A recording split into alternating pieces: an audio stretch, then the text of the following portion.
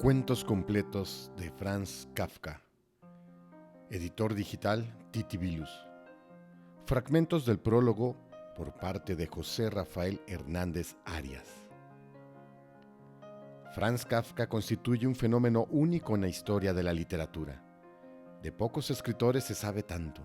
Numerosos simposios de germanistas, judaístas o de filósofos han estudiado su vida y obra hasta en los más recónditos detalles. El saber acerca de Kafka es inmenso, difícil de abarcar aún para el especialista.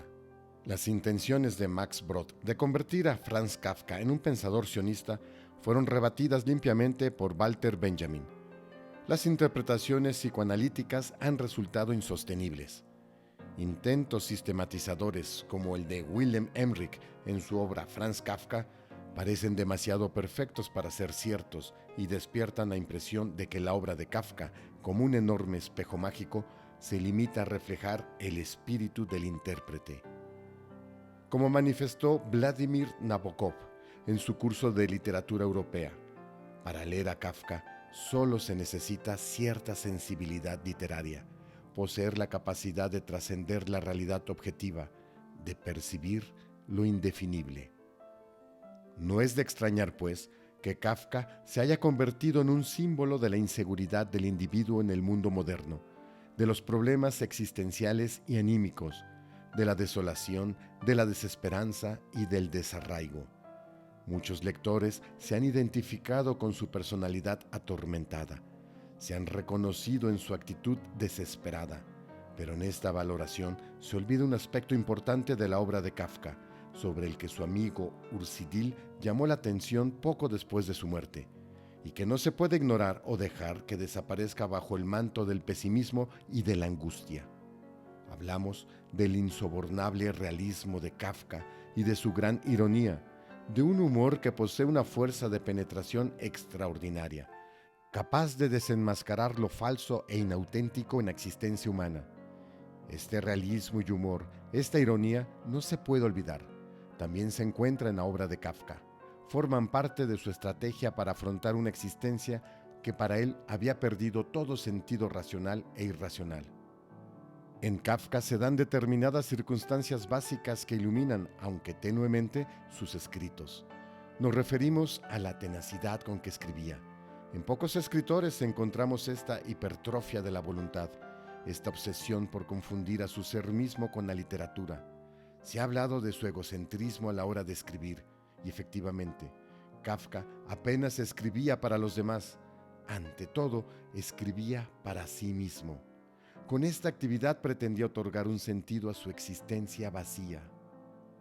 En los textos de Kafka que hemos seleccionado y que abarcan toda su vida, que entretejen una serie de motivos que se repiten una y otra vez, estos arquetipos del mundo kafkiano son una constante en su actividad literaria.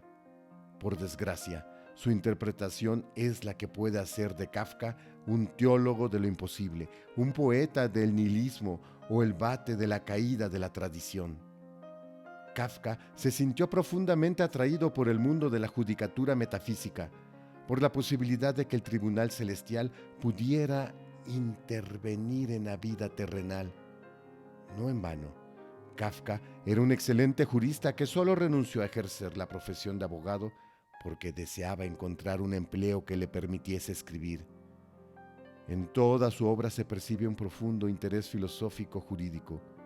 Muchos de sus temas tienen su origen en los tratados jurídicos judíos y en argumentación rabínica.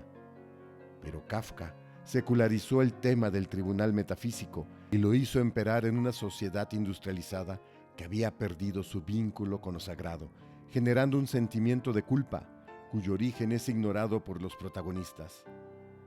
Kafka fingía situaciones en su actividad literaria que tenían una correspondencia en su vida privada.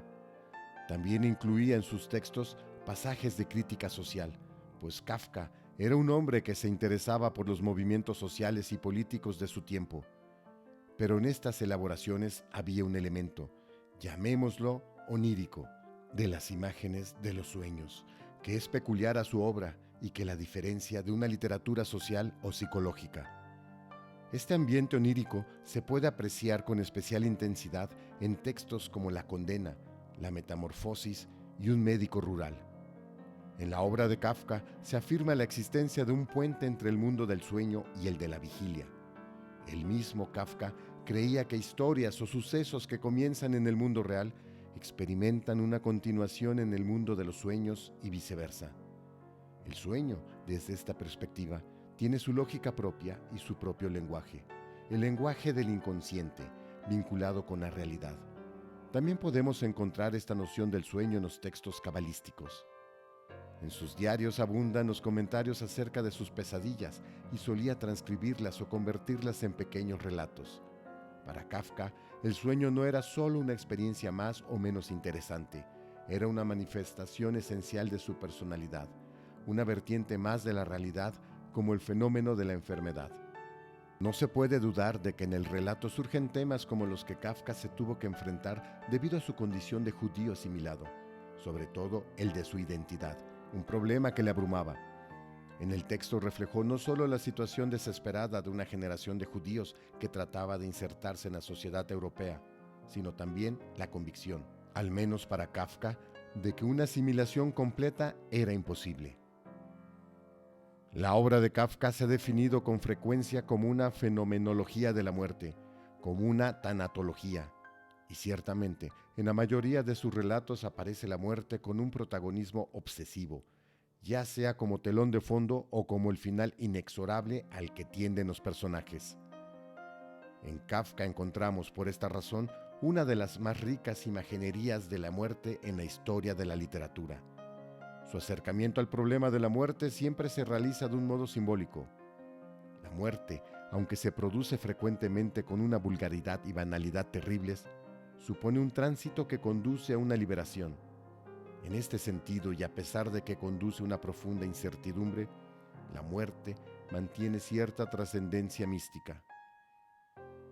La muerte en la obra de Kafka ofrece una imagen ambivalente, fruto de las mismas convicciones del escritor. En sus diarios y en su correspondencia leemos que para Kafka la muerte no suponía un trauma, más bien era un fin anhelado. Su miedo no tenía por objeto la muerte sino el morir, sobre todo el dolor que acompaña el morir. Este deseo de morir desencadenaba a su vez un pánico generado por la conciencia de esa voluntad autodestructiva, lo que le impulsaba a plasmar en sus escritos sus anhelos de muerte, algunas veces envueltos en una atmósfera onírica, como en el relato Un sueño, en el que las fronteras entre la muerte, el sueño y la vigilia quedan indefinidas. O expresaba estos sentimientos confusos con manifestaciones contradictorias, como en el relato Un médico rural, en el que el enfermo suplica primero al médico que lo deje morir y luego le pide que lo salve. En cierto sentido, la obra de Kafka supone un intento de instaurar el mundo del más allá en el más acá o viceversa. Es una experiencia en las lindes de lo perceptible y de lo experimentable. Respecto del tema de la muerte en la obra de Kafka, el relato El cazador Gracchus ocupa un lugar muy especial. No en vano detrás de Gracchus, Grajo, se encuentra el apellido Kafka, en checo Kafka. Se trata de la historia de un cazador de la Selva Negra que muere en un accidente, pero que está condenado a vagar por la tierra y que su barca no encontró el camino hacia el más allá. Este destino es experimentado por el cazador en forma negativa, como un castigo. Su existencia se desenvuelve en un espacio extraño, como muerto viviente. No pertenece ni a la tierra ni al cielo. Oscila entre el más acá y el más allá en una desorientación metafísica, entre dos dimensiones irreconciliables. A esta desorientación se añade la simbología mitológica empleada por Kafka, como la barca de Caronte o la historia del cazador Orión, que experimenta una inversión. Los motivos mitológicos solo sirven para expresar una ruptura con la tradición. Quedan reducidos a un recurso estético. Lo mismo ocurre con el paralelismo insinuado respecto del pecado original. El cazador comete un error fundamental y este error, que permanece una incógnita, provoca su eterno vagar por la tierra, mientras que con el pecado original entró la muerte en la vida del hombre. Para el cazador Gracchus ya no hay ninguna verdad, vive en una continua ficción, en una tierra de nadie, pues para él ha desaparecido el sentido físico y el metafísico. Su destino es seguir navegando eternamente con el aire de la muerte en las velas, al margen de la vida y desconociendo lo que se oculta detrás de la muerte. Este relato se ha considerado una metáfora del pensamiento kafkiano, un documento fundamental de la literatura moderna, equiparable a las obras de Rimbaud y Baudelaire. Escuchemos a continuación los cuentos de Franz Kafka.